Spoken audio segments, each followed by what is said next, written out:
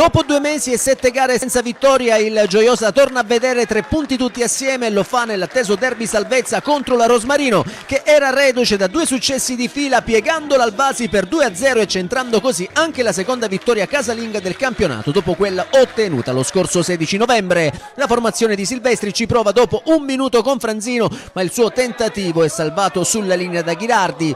La Rosmarino risponde 2 minuti dopo con Di Stefano, che in aria col sinistro alza troppo la mira.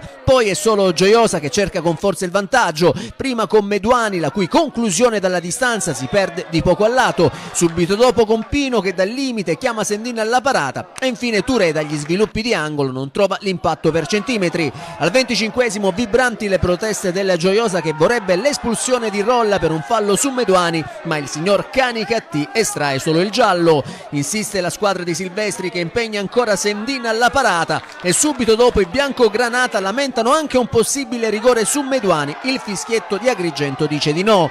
Gli sforzi del Gioiosa vengono premiati però nella ripresa, quando al minuto 48 Franzino, con una fantastica conclusione dal limite, fulmina Sendin spianando ai suoi la strada verso la vittoria. Per il classe 92 si tratta della terza rete in campionato. Gli ospiti non ci stanno e provano a rimettere il derby in parità, ma il tentativo sotto porta di Villare è salvato sulla linea da Di Maggio. Poi però il Gioiosa torna all'attacco, ma prima è una super parata di Sendin a negare a Granata la gioia del raddoppio, mentre subito dopo né Meduani né Niosi riescono a trovare la via del gol. Quindi al 67esimo Sendin è ancora decisivo sulla punizione di Bruno e sulla ribattuta di Bella non c'entra lo specchio della porta. Lo stesso Di Bella ci prova 4 minuti dopo, ma il suo tiro si perde largo non di molto.